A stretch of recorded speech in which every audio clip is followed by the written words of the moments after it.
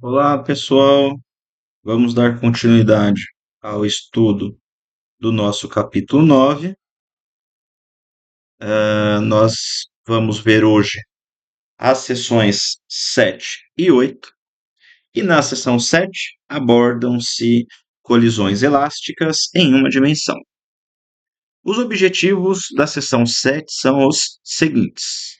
O primeiro, no caso de colisões elásticas de dois corpos em uma dimensão, aplicar as leis de conservação da energia e do momento para relacionar os valores iniciais e finais da velocidade dos corpos. E segundo, no caso de um projétil que colide com um alvo estacionário, analisar o movimento resultante para três casos possíveis: massas iguais, massa do alvo muito maior que a massa do projétil e massa do projétil muito maior do que a massa do alvo. No caso de colisões elásticas, nós temos o seguinte: a energia cinética total é conservada. Não percam de vista essa informação. Em colisões elásticas. Nas colisões elásticas, a energia cinética dos corpos envolvidos na colisão pode variar, mas a energia cinética total do sistema permanece a mesma. Olha só, a energia dos corpos pode variar, mas a energia cinética total do sistema é quem permanece constante nas colisões elásticas. Daí o material traz para nós o exemplo do caso de um alvo estacionário. Quando nós lidarmos com um alvo estacionário, você vai ter uma das massas do seu sistema em repouso antes da colisão, tá? Se você tem dois corpos, você vai ter o corpo 1 de massa M1 e o corpo 2 de massa M2. Aqui, nós vamos considerar o corpo de massa M2 em repouso antes da colisão. Estando ah, em repouso antes da colisão, tanto o momento linear quanto a energia cinética da massa M2 antes da colisão é zero. Então, para representar a energia cinética e a energia e o momento do seu sistema antes da colisão, você precisa apenas das informações da primeira partícula. Por isso que do lado esquerdo não aparece M2, V2i, não aparece meio de M2, V2i ao quadrado, tá? Enquanto que do lado direito, você tem aí as informações do seu sistema após a colisão. Em seguida, o autor do livro faz algumas transformações algébricas, eliminando uma das variáveis para que você relacione as velocidades finais com o que você tem antes. O que você tem antes? Você tem antes V1i. V1i você tem antes. Depois você tem V1f e V2f. O autor do material vai fazer o seguinte: em um primeiro momento, ele vai eliminar V2f para que você relacione V1f com V1i. Depois ele vai eliminar V1f para que você relacione V2f com V1i, tá? Ele vai fazer algumas manipulações para se obter essas equações 67 e 68, que com elas você consegue analisar qual que é o efeito sobre cada uma das partículas após a colisão. Nessa equação 67, observe que está ausente V2f. Então, o que foi feito aqui? Para se obter a expressão 67. O professor deixou um materialzinho pronto para vocês entenderem, tá? Se na primeira expressão que o professor deixou aqui em cima, se isolou V2f, se isolou V2f e substituiu na segunda expressão. Substituindo e fazendo aí procedimentos algébricos, você vai chegar na expressão da equação 67. O único ponto que requer, talvez, um conhecimento de vocês aí, uma atenção de vocês, é o seguinte. Aqui que eu deixei entre colchetes vermelho, V1i ao quadrado menos V1f ao quadrado, foi utilizada essa propriedade aqui lá da álgebra, beleza? Então eu abri aqui, quem está fazendo a vez do A? Quem está fazendo a vez do A é V1i. Quem está fazendo a vez do B é V1f. Então eu deixei aqui esse materialzinho para que vocês sejam capazes de obter esta expressão aqui, ó, tá? Que é a expressão que aparece na equação 67. Então, eu vou deixar para que vocês leiam a dedução do professor e isso vai capacitar vocês a obterem a equação 68. Professor, você vai demonstrar a dedução de equações? Você vai cobrar na prova? Não, eu não vou cobrar na prova, tá?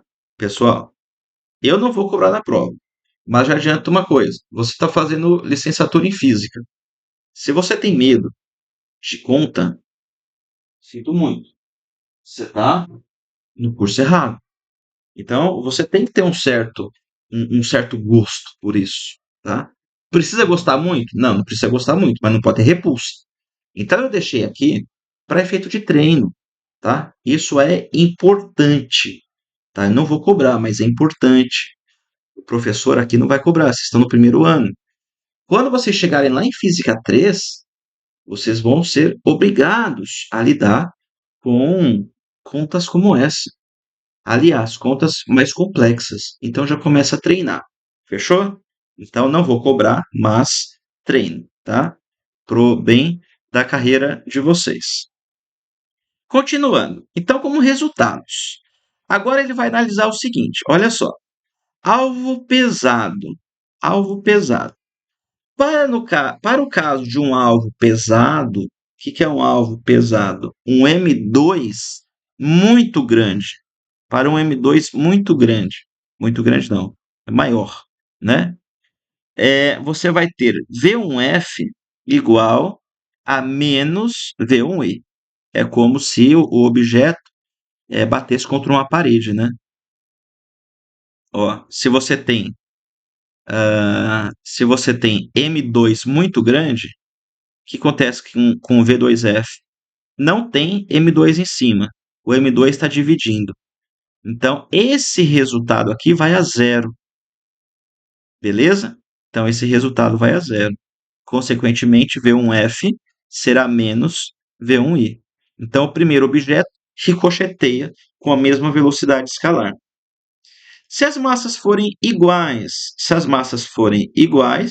a velocidade final do primeiro corpo é nula, enquanto que a velocidade do segundo corpo, né, é igual à velocidade inicial do primeiro. E se o projétil for muito pesado?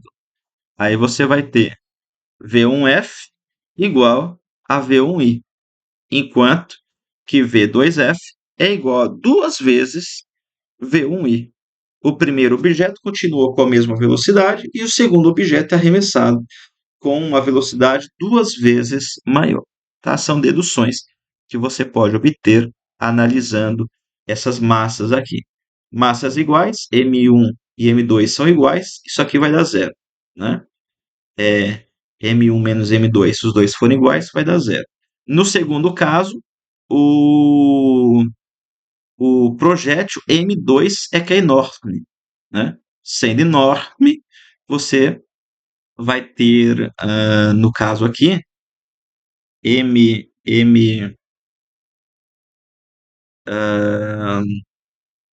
M2 muito elevado,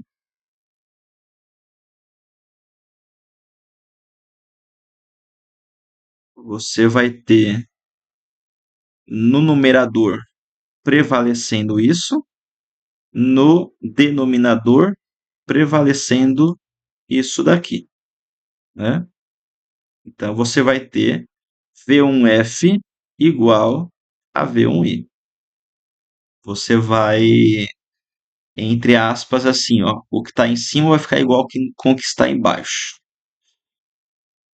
E V2F, você vai ter.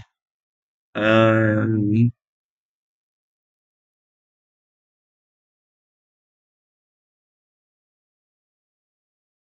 Ai, perdão, pessoal. Perdão. Eu tô pensando em M2, mas M2 é o alvo. É o alvo. Por isso que eu tô falando devagar, que eu tô analisando aqui e pensando. O projétil é pesado, M1 é pesado. Então você vai ter esses dois prevalecendo, simplifica. V1F é igual a V1I.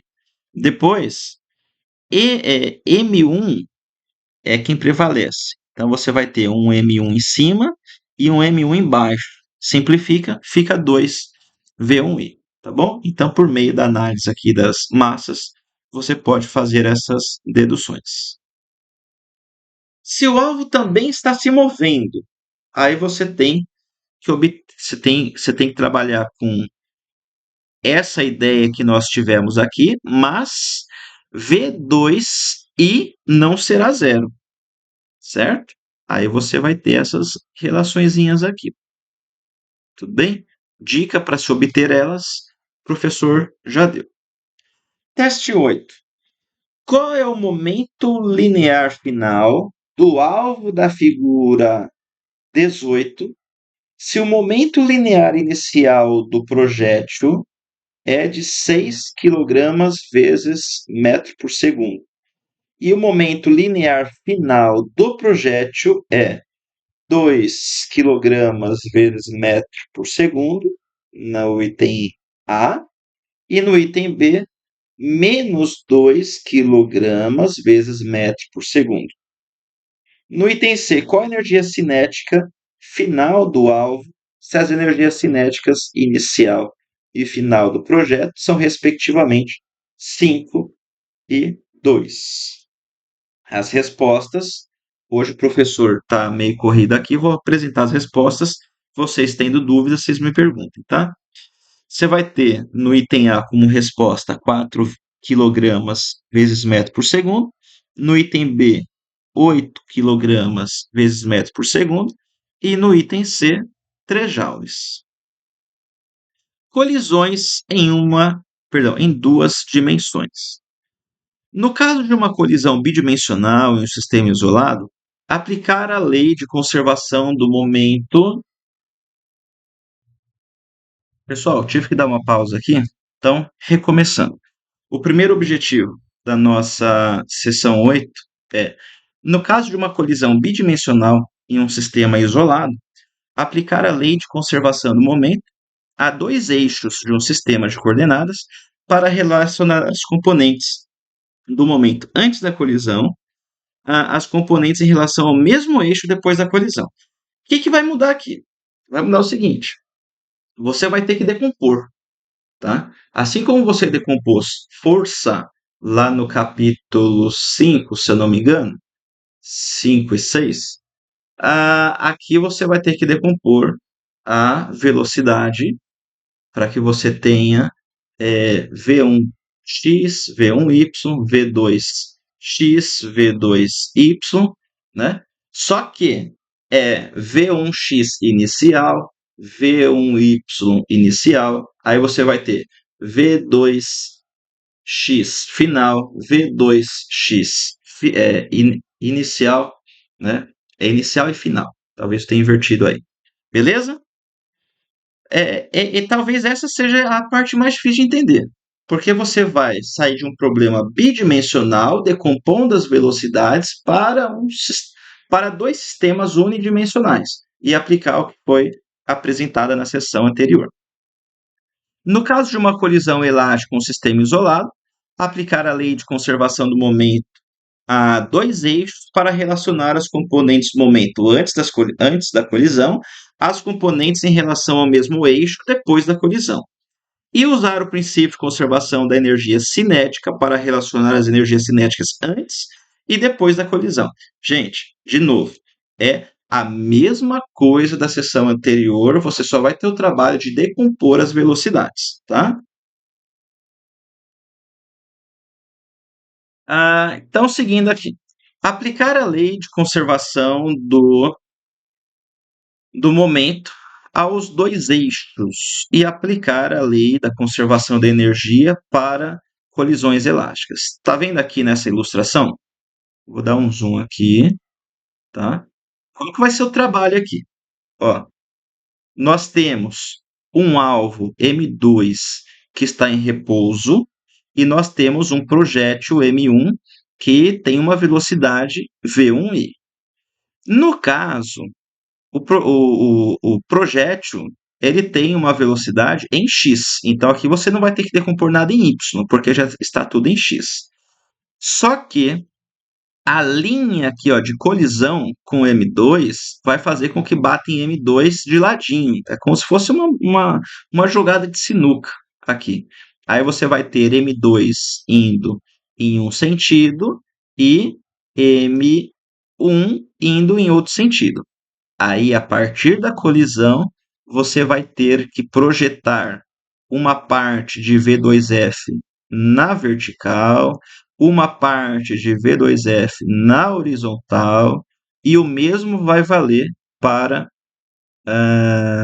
a velocidade V1F. Ela vai ter uma componente na vertical, uma componente na horizontal.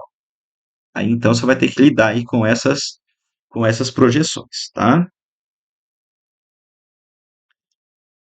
Exemplo, para um alvo estacionário, que é o da figura 21.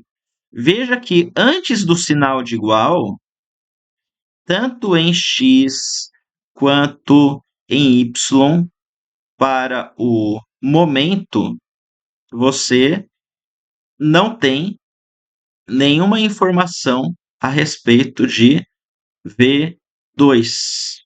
Por quê? Porque V2 está em repouso, antes do sinal de igual, tá?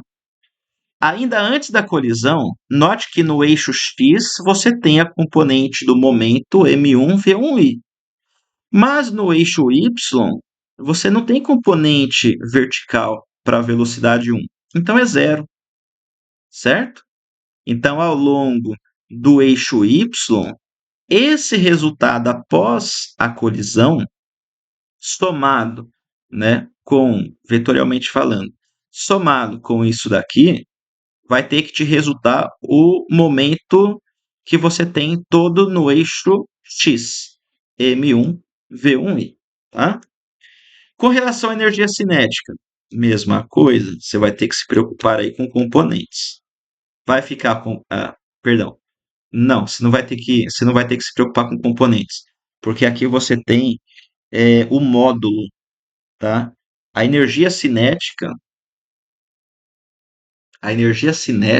você trabalha com o módulo. Você não tem o vetor K, o vetor energia, tá? Então, por isso que você não vai ter que decompor. Você vai trabalhar diretamente com os valores em módulo, tá? Como você vai levar ao quadrado, né? Pouco importa se seria positivo, se seria negativo, e por aí vai. Então, maior trabalho algébrico, digamos assim, eu acho que vai ser aqui apenas com relação ao momento, tá? Essas três equações têm 7 incógnitas, já que V2i é igual a zero. Senão você teria 8. 8, isso. 8, você tem 7, porque você tem V1i, depois você vai ter V1f, V2fs, dá 3, 4, 5, e você tem as componentes. É isso. Se conhecermos 4 dessas incógnitas, podemos calcular as outras 3. Aí já é uma consequência lá da disciplina de cálculo, tá? Teste 9. Suponha que, na situação da figura 21, o projétil tem um momento inicial de 6 kg metro por segundo. Uma das componentes x do momento final de 4 kg metro por segundo e uma componente y do momento final de menos 3 kg metro por segundo. Determine a componente x do momento final do alvo e B, a componente y do momento final do alvo. As respostas eu vou deixar aqui. 2 kg metro por segundo como resposta do item A, 3 kg metro por segundo no item B. Tendo dúvidas, eu quero que vocês me escrevam lá no grupo do WhatsApp, que eu já estou cansado de falar, para quem, caso alguém esteja perdido ainda, pega a videoaula anterior, que eu coloquei o número de novo lá, e mande a dúvida, tá bom? A seção 9, onde a massa não é constante, eu não vou cobrar de vocês. Vocês podem ficar despreocupados, porque ali nós teremos que lidar com a derivada e integral. Beleza? Então, até a próxima videoaula, pessoal.